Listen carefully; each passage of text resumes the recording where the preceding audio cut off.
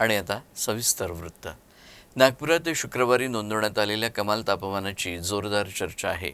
शुक्रवारी दुपारच्या सुमाराला नागपुरात 56° कमाल तापमान नोंदवण्यात आल्याचे मेसेजेस शेअर होत होते। मात्र यावर प्रादेशिक हवामान विभागाने स्पष्टीकरण देत हे तापमान चुकीचं असल्याचं सांगितलंय।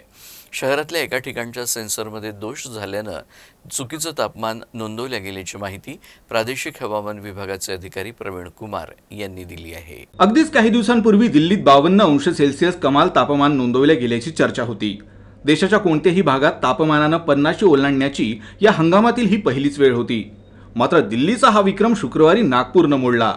सोशल मीडियावर फिरत असलेल्या बातम्यांनुसार शुक्रवारी 31 मे रोजी नागपुरातील कमाल तापमान 56° पेक्षा जास्त नोंदवण्यात आलं।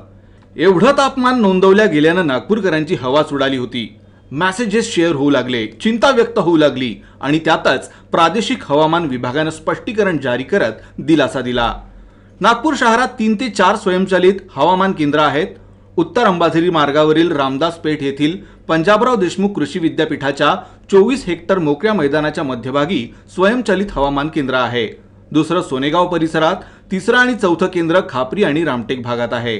गुरुवारी शहरातील रामदास पेठ आणि सोनेगाव केंद्रात अनुक्रमे 56 आणि 54° तापमानाची नोंद झाली। याबाबत हवामान विभागाच्या नागपूर केंद्राने स्पष्टीकरण दिलं आहे। सेंसरमध्ये बिघाड झाल्यामुळे तापमान जास्त नोंदवले गेल्याचं त्यांनी सांगितलं आहे।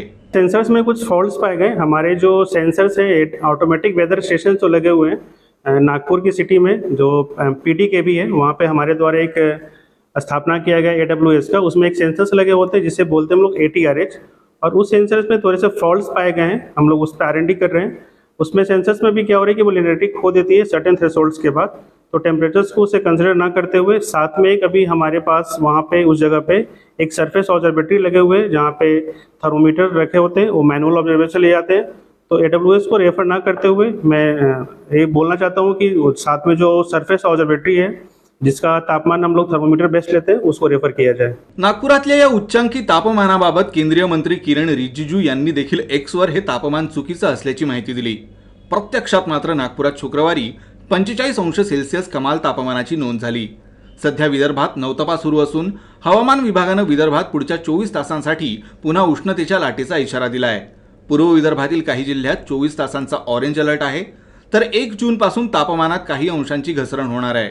यातच 1 ते 3 जून पर्यंत पावसाचा देखील इशारा देण्यात आला है। जैसा कि हम देख रहे हैं कि विदर्भ के जिले में heat wave to severe heat wave चल रही है और जो परसिस्टेंसी लगातार 5-6 दिनों से बनी हुई है, तो इस वजह से भी हमने देखा कि आज भी तापमान थोड़े से राइजिंग टेंडेंसी रहेगी और कल से तापमान थोड़े घटने शुरू होंगे। तो आज के दिनों में पूर्वी विदर्भ के जो जिले हैं उनको कुछ जिलों को ऑरेंज अलर्ट्स पे रखा गया है क्योंकि वहाँ पे heat wave to severe heat wave की संभावना बन रही है। तो कल के बाद से तापमान में धीरे धीरे गिरावट देखने को मिलेगी।